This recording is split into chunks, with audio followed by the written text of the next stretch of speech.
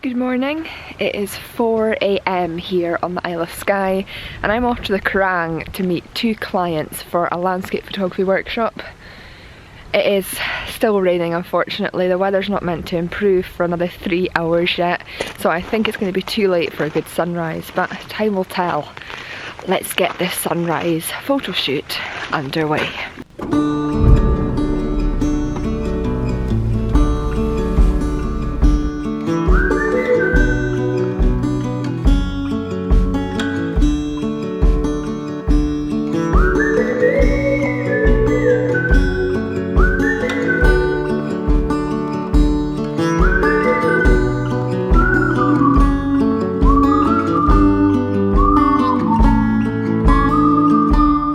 It has now been a week and a half since my workshop on the Kerrang on Skye, and I wanted to sit down and do another image review because a lot of you seem to really enjoy these, so I think it would be nice to continue doing this, as I obviously don't really film during my workshops, as it wouldn't be fair on my clients, as I've mentioned before, but I do take plenty of images and it's really nice to share those images with you and show you all what happened and how myself and my clients were able to adapt to the conditions that presented themselves to us.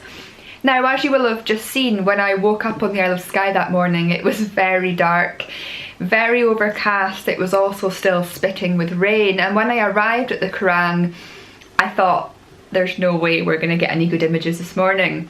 But I was wrong, and the reason I was wrong was because we arrived really early, which the main reason for this was because quite often, even though the sun rises at a certain time, the hour before sunrise can often give off some of the most interesting light, and I also think it's really interesting to watch the light unfold as the sunrise comes to be, basically. Because you can sometimes predict what's going to happen, or you can see how almost unpredictable sometimes the weather can be, but that can lead to the best images. So to begin with, it was very dull, as I said, raining. It wasn't the best, and because of this I decided that this was probably going to be what the whole morning was about. So I set about taking some images of this dark, moody blue hour that we had, which with very little light, and I'll show you now how I adapted to the fact that it was dark and moody with little light, but how I was still able to get some interesting images. So this first image I don't really like, but it showcases the fact that it was really dark, blue, misty. You can probably tell by this image that why I didn't think we were going to get any really nice light that morning. This is basically how the whole scene looked. There wasn't a single break in the clouds at this point, and it was just so dull. This image I just took to showcase that. But what I thought was, when the conditions are like this, it's important to get creative. You've got to think about things that are happening in the scene which add some light to your image and some interest to your image, and these next photographs I'm hoping is going to demonstrate this. Now, these images are by no means award-winning, but this one here, what I did was, there's this nice road winding through the bottom of the scene, and you've got the really iconic Kerrang mountains and vistas in the distance, and there was this car driving along the road at this time, and I only noticed this quite last minute, so I composed my shot, which I really like this composition actually. I think it shows a really good sort of the diversity of the land there. But what I should have done was put a filter in there to give me a couple of minute exposure, so that I could have got the car light trail going from one side of the image to the other, but I only managed to do that snapshot of the bit in the middle. But what this shows is that I used the car to add some light and some interest to my image, and although it's not perfect because it's not going through the whole road, I wanted to portray that idea and showcase this, because this is a way that I've mentioned this in, I think it was my penning video when I was going through the images there, that if the things aren't really working for you, or if you want more unique images, you've got to try and shoot things that aren't always there. And although it can be very busy on the Kerrang with cars, there's not always cars going about at blue hour and when it's this dull. So utilising that and using it in the image can just add that little human element to the scene and that little bit more interest. I tried to do this again in this next one, but I sort of was rushing, so you'll probably see it's a little bit bloody. It's not quite as sharp as it should be, basically. But I only had literally a matter of seconds to frame this shot and shoot it, because the car was I basically ran from the last image to this image in, you know, a matter of seconds. But what I was wanting to show with this was that the car trail idea also works in a portrait mode, and I was trying to zoom into a snapshot of the composition and again show some light trails going through a really iconic scene. I have seen some amazing light trails taken at the Kerrang, which sort of inspired me to do this, but I've never seen light trails done like this before. And like I say, it showcases that even in dull, misty, murky light, or dull, flat light should I say, there's still opportunities to be had. You've just got to look that little bit closer and get that little bit more creative. So welcome to the Kerrang on this fine Saturday morning. Unfortunately, we're not really getting any light. It's very flat. We have had some misty and mysterious clouds going over the higher parts of these mountains, or scenes. I don't know if you call them mountains, but you know, the outcrops that are really famous. But we're just trying to work with this flat light, but it's quite exciting. I've been sort of focusing on some of the roads and getting some very minor light trails as some of the cars are going past, and try to focus on the more intimate details of the landscape. I am slightly disappointed that we've not got that beautiful sunrise this morning, but I am very fortunate that the rain has stopped and that it's not windy, because yesterday, if we were hosting a workshop yesterday in that weather, it just would not have worked. So I'm really, really glad that although the conditions aren't perfect, they are 10 times better than they were. Now, just before sunrise, the clouds began to break a little bit, and one of my clients noticed that the moon had risen in front of the mountain, and as you can see here, we've got this nice half moon above the mountains with this misty, murky scene over the hills. I really like this image. It is a bit dull, it's a bit dark, but it is also very mysterious, and it's again a sort of light that I've never really seen photographed in this area.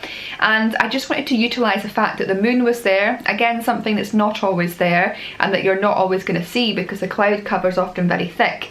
So showing the moon in this scene, as well as this mist that was rolling off the mountains as the sun was almost about to break. Again, it's an interesting photo in the fact that it's showcasing something that little bit different.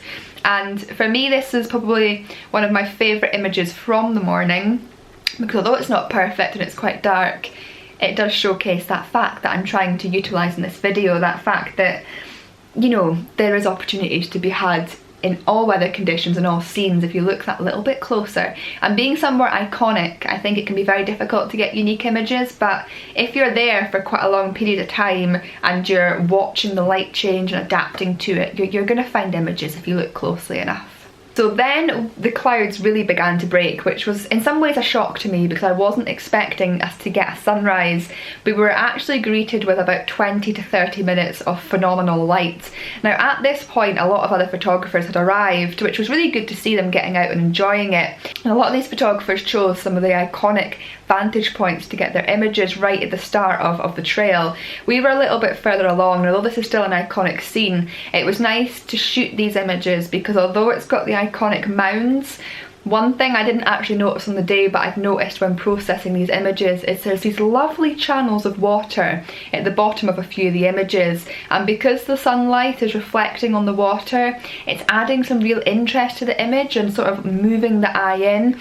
And these images are sort of images where if you look closer you keep seeing different things every time you look at them, and I really, really like that. And trying to utilise this light and use it when it was at its best, it was quite challenging and quite quick, and you know, I was worried the light wasn't going to last long, so I was sort of snapping away, but really happy with some of these images. And a dream of mine for so many years now has been to shoot the sunrise at the Kerrang at sunrise. To shoot the sunrise at sunrise? You know what I mean? To shoot the Kerrang at sunrise.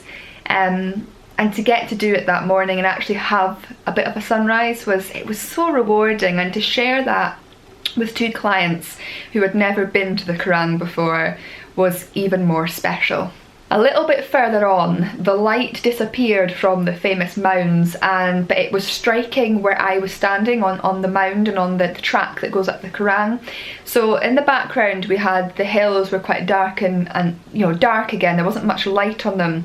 So I shot a couple of images into the sun itself to get some silhouettes of some of the famous mounds, but I also found this rock, and again to add some interest, do something a little bit different, I decided to sit on this rock, look over to the dark moody scene in front of me, but have me, the rock and the foreground illuminated by the light. I just think this is something slightly different to the norm. you know, like I say, the iconic bits and the bits that everyone normally shoots weren't in the sunshine, but using the fact that there was sunshine where I was and trying to incorporate that into an image, I was just trying to get a bit creative again. But there's one of these images, this one, that I particularly like, and it just shows that contrast in the sky, that contrast in the land, and how using that sharp light when it does hit the land to create images can add real depth to them. Now, I was fortunate when the light came back out again to be in one of the most famous and iconic viewpoints on the Kerrang, and that's of this tree growing out from the side of one of the rocks. I took an image on my phone which actually did really well on social media, and I actually prefer it to the one that I got on my camera. Even though it's not very good quality, I just prefer the composition slightly more. But this one that I took on my camera is showcasing the light that we had. I don't really like this image, and it's also a very iconic shot, but that's not why I don't like it. Why I don't like it is I've not composed it as well as I could have done. But these next images I really like, and what I did was I moved slightly to the right and I decided to shoot this famous iconic tree from a different vantage point. Now, everybody shoots it overlooking the famous mounds and the scene that everybody knows the Kerrang to be. So because the sun was rising in the left hand side of it, I went to the right hand side and I basically shot this tree with the sunlight coming through it. And what this did was it turned the tree into a silhouette, which some people don't like this type of photography, but I thought it added a lot of mood and atmosphere to the shots. Now, because we'd had some rain and a lot of sort of mistiness and drizzle that morning, not a lot, but because it was quite damp basically, you know, I did end up with some stuff on my lenses and my filters, so you can see some like smudges and marks on these images because the sunlight was so intense that any slight bit of dirt or condensation on my filters and lens was showing up on this image. But I still really like these because it's showing an iconic tree, but from a different vantage point, a different viewpoint, and a different light than what we're used to seeing it in. So there's one more image that I'm going to show you from that morning shoot, and this one is actually my favourite from the morning.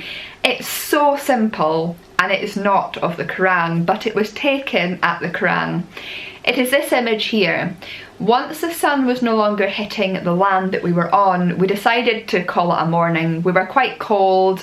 We'd been up since, you know, a lot of us, I think most of us got up at 3:30 in the morning so that we could get to location and meet for 4:30. You know, we were tired, we were ready for breakfast. But we were all admiring the view of the sun coming through the clouds that was over the sea and creating this ray effect, and nobody else shot it, but I was really intrigued by it, so I zoomed right into the image and took some handheld shots of it. And because it was so bright and intense, I was able to capture it with a really fast shutter speed, and I really like this image. I took a couple of them, but this one is my favourite. And I just love how sharp, how intense the light is and how beautiful it is. And I love the fact that it was taken in an iconic location, but it's not of the iconic scene that everybody shoots. It's something completely different, and it's showing that zooming into the scene or zooming into a part of the landscape and photographing something that little bit different and something which you would normally walk away from, just try and photograph it, because you never know how good that image is going to turn out and how much you might potentially love it. And I wanted to just showcase that with this and finish this video off with that image. I hope you've enjoyed this roundup again. I hope you've learned something from it.